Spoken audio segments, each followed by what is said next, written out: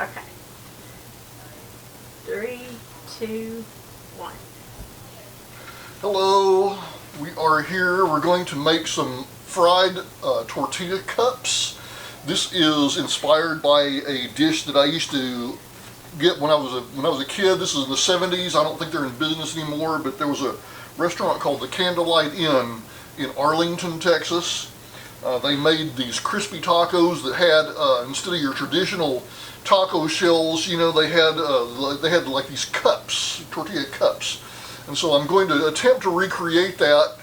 I'm only guessing at how they did it, so if this doesn't work out, then we will learn something from the experience. Now, I should inform you that for this particular rendition of it, I'm not doing the traditional corn tortilla recipe. And corn tortilla traditionally uses the harina masa. That is a special, the cornmeal has been treated with a calcium lime thing, but we're going to do one that's made with regular corn meal and all-purpose flour. And this is an excellent substitute. It's a little bit softer than your corn tortillas, Mexican corn tortillas. Not quite as soft as the flour tortillas, but they have a little softness to them. They still have the great taste of traditional corn tortilla.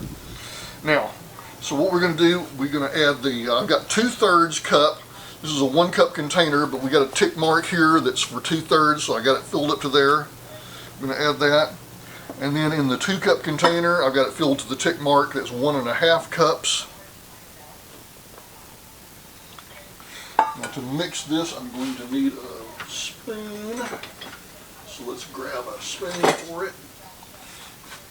I like to add the water slowly, because sometimes if you get the water too much, that's a 1/2 cup of water, by the way. We may need more, we may need less, but we're going to see how it does.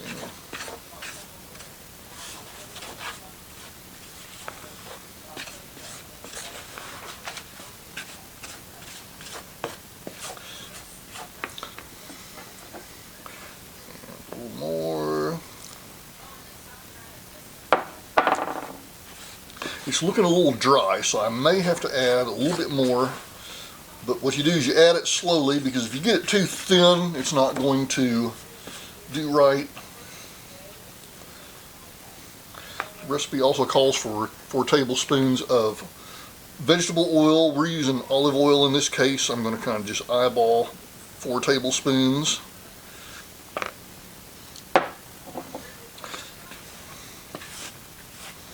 Okay, we're definitely going to need some more water. I think you need a little bit more oil. Yeah. You think? Yeah, that was about 2 tablespoons full. You think that was only 2 tablespoons? Yeah, just do 1 good shoosh. There you go. Yeah. I'm never a big stickler about being right on the money with the oils in bread recipes, because they don't seem to make a big difference, you know, that I can tell now. It makes a difference in the texture. Does it? Yeah. Okay. Okay, we're going to need a little more water. Or at least the breads I've made. I don't know nothing about no corn tortillas except what I've seen you do. Yeah. Now, I'm just using regular tap water. Some people will use purified water. I've read some things that say that it helps, you know, that the mineral content in tap water kind of helps break down the fibers or whatever, at least like for cooking beans and lentils and things of that sort. But I don't know. I've been trying to see if I can detect a difference in the taste in the final product, and I can't. So rather than putting extra strain on the water filter, we'll just use the tap water. Yeah, what he's talking about, we've got it.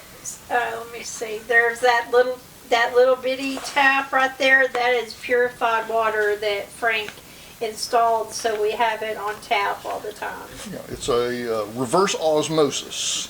That's right. I couldn't think of what you told me that was. If you're not familiar with the process, it's just the opposite of what osmosis is in nature. That's that is where that when you have a semi-permeable barrier in between water that has a high salt content, salt in this case meaning all mineral, not just your sodium chloride, but all minerals are called salts when they're dissolved in water. But the lower salt content, such as rainwater, will tend to go through the membrane to equal out the salt content between that and the high salt content on the other side, such as in a plant cell. So that's how that your 40-foot tall oak tree can get water up to its upper branches, is through the process of osmosis. But what we do in reverse osmosis is we reverse that process by putting pressure on the side that has the high salt content so that it squeezes through and produces low salt content out on the other side. Well, thank you, Professor Frank. Okay, did that even make sense? I'm sitting here trying not to shake the camera, so I gotta admit I drifted in and out a little bit. Okay. Well, But I did hear that you were describing osmosis. I was mainly trying to make sure I could see your pretty little hands. well, thank you so much. My pretty little Planet of the Ape hairy knuckle hands. All right. They did it. Yeah. You bastards. It's a little bit sticky. I'm going to add just a little bit more cornmeal to the mix. Isn't that the line from Planet of the Apes? Is they did it, you bastards. When he sees that he had been living on a planet that he saw the flag and the. Is that the version with Charlton Heston or Yes, the later version? yes. Yeah. I don't remember that line. The line I remember most is "Get your stinking hands off of me, you damn dirty ape." Yeah. That's the most memorable line there. I don't remember that particular line. You know, I haven't watched that in a long time. I wouldn't mind watching that again. We can do that. We have the technology. We have the technology. We've got Netflix. Do we got Hulu Plus? No, we did that on a trial Okay. and decided that we could get just as much Yeah. off of YouTube. It's probably available on Netflix. It's probably on YouTube for free, I would be guessing. There's quite a lot of really good movies that are free on YouTube right now. Yeah, if they're public domain, and I think there's I don't know. It used to be that that movies would return to the public domain after they I'm got going to go in closer to this dough. Okay. Now, are you looking for elasticity or just Mainly, I just want it to be. I want it to be pliable enough that I can flatten it into the tortillas. Okay. Well, But I don't want it to stick. So you can see here, it's not really sticking to my hands. If I'm working with a gooey dough, I would get some cornstarch on my hands to keep it from sticking. But we don't want this to stick to the tortilla press either. Which we have the tortilla press here. And we got that off Amazon, right? I believe so. Yes, yes, we did. Because a lot of times people will ask where we got things. I'll try to go back through there and link some of these things you see. The ones I can find. We get most of our stuff on Amazon, so that ought to be a real good place to start looking if you see something you want to. Now what I've done here is I've taken a gallon size Ziploc bag and I've cut it up because that's what we're going to do. We're going to put the tortillas in between there. Well, that's clever. Yeah, it's that's common use now. This particular one, this brand is, what is this brand? Star Blue. It comes with some nice round pieces of parchment paper, and they work pretty well, except for they're a little bit wide. I usually cut off an edge of them to make them work, but a lot of Mexican cooks that I know, we'll recommend using the plastic bag method. Okay. So well, we're about to see how that's done. And honestly, this is the first time I've done it using the plastic bag method. I've used those pieces of parchment paper in the past. Right. But we're going to try it with this. Okay, before we go on to that phase, I'm just going to show you over here my where we're frying. I've got some oil here. This is lard. That is lard. It's actually shortening manteca mixta. You know, so it's got lard and it's got vegetable shortening, and I've got it melted here. You know, I don't know what I'm going to do with the excess oil at the end, and to make the cups, I'm going to stuff the tortillas down in. I've got it to where it's just deep enough. I may have to add some more to as it absorbs. Then we're going to place them onto this sheet, this baking sheet, lined with tortillas, lined with paper towels. Very good. All right. And then we'll scoop them out with this basket strainer. Okay. All right. So the next thing we will do is we're going to make these into balls. Corn balls. Probably it'd be easier just to do one and then show them how that and then cut to the end so they're not glued. yeah, so they're not having to watch us make each individual. Yeah, and that's probably another reason that's probably a good idea is sometimes it's a little hard to judge what size ball you need to get the size tortilla you need. We'll see how big that ball is. Yeah. So we got the biggest balls of them all. Yeah. My balls are always swinging to the left and to the right. Yeah. We're hailing from Burleson, Texas, which is a suburb of Fort Worth, which is also known as Cowtown. So we can sing "Big Balls in Cowtown, we'll yes, we all can. go down." All right. Watch out. Sometimes I forget to put the flat back over here, and you can see I got some particles remaining in it. My first tortilla press was made of plastic and it broke, and I got this cast iron one, and I'm pretty sure that unless it's just totally rough handled, it will last for 3 or 4 generations. Maybe more. I don't know. You know, cast iron can break, but unless you've really got to be intent on destroying your cast iron to give it to break.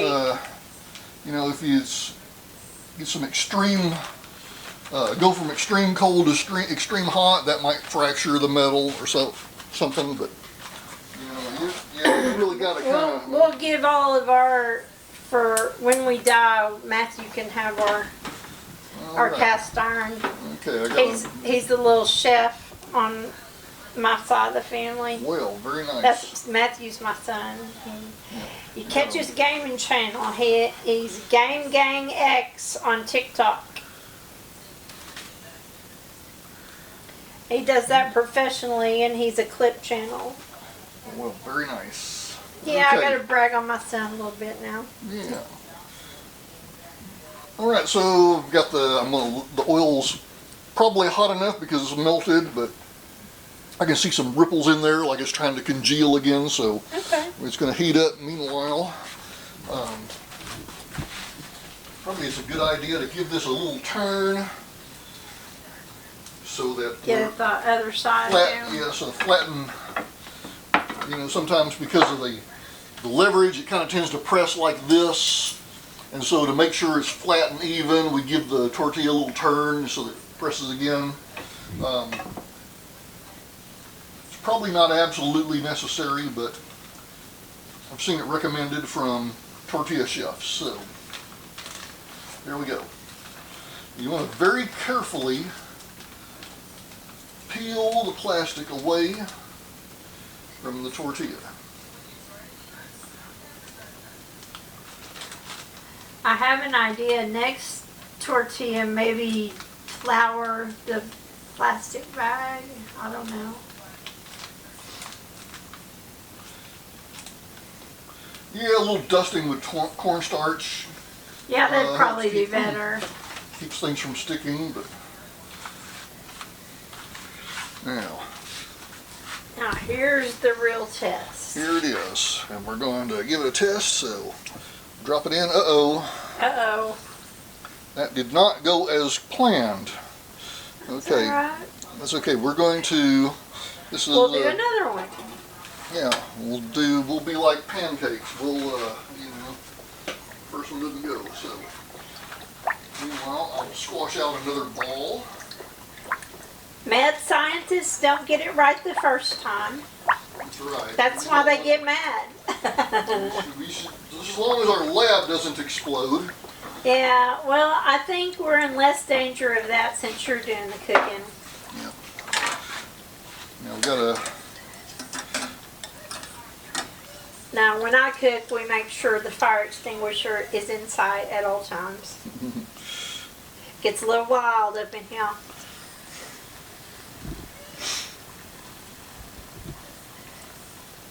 Yeah, I sort of expected the tortilla to float on top and then I'd press it down, but it's heavier. And I don't know if it's because the oil is hot, because see, it's trying to float now. Yeah, So maybe the oil wasn't hot enough.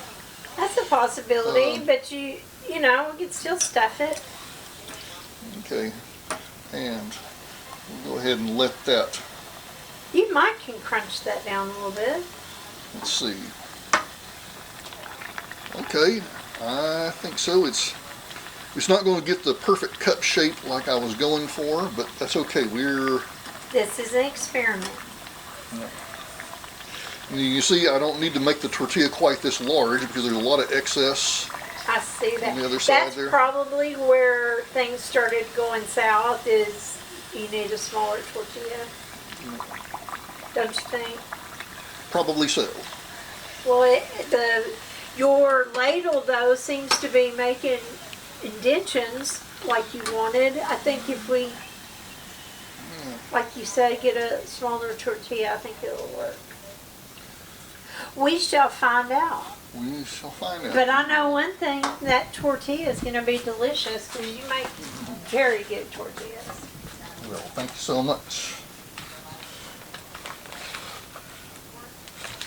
Okay, this one's actually a pretty large tortilla. I'm going to set it aside for now. Okay. I'm going to try a smaller ball. Not the biggest balls, we want the smaller balls. Small balls in Cowtown will all go down. Doesn't it have quite the same ring to it? Does not, does it? We don't. We've got the smallest balls of them all.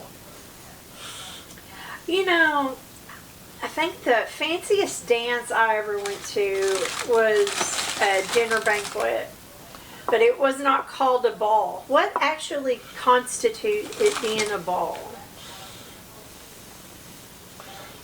I am not sure. I always assumed it was a, Formal wear, maybe? it was just a formal dance. But you know what? I think a lot of people shy away from that because somewhere in the, I want to say it's probably the 30s, maybe the 20s. Some people started using it to mean an orgy. Oh, yeah. So that's you true. know, I think that might be why a lot of people shy away from using a ball. Right. You know, I wish we would just all take back ownership of our words. Well, let's see, the word queer, it Used to mean first- odd. it just means strange, and it was used to mean homosexuality, but that wasn't the primary meaning. Gay usually meant cheerful. Happy. Yeah. And it's a wonder you people in California can talk at all. Right. I try real hard not to talk to very many people because inevitably I'm going to say something that offends somebody, and I don't mean to. I don't know half of the offensive terms, at least half, if maybe not even but a fourth. And they change, and I just can't keep up, so I'm not going to do it anymore. I'm an old lady now. Respect me because I'm old. You know, And I've got some an arterial flow problem to the brain, so just excuse any faux pas. well, I know when I find myself in a situation where I'm trying to be sensitive and stuff, I end up making things worse. Me too. I am so, and it's a horrible position to find yourself, because I know you don't ever mean to offend people, and now, to be fair, sometimes I do mean to offend people, but it won't be subtle. If I offend somebody, you're going to know you've been offended. I do not offend subtly, but it's just ridiculous. When I was in radio, we were doing this joke about, it was a study on alcoholism. It was how rats had been used in the study, and I said, well, and Chris goes, well, where did they find the alcoholic rats? That was my morning show partner.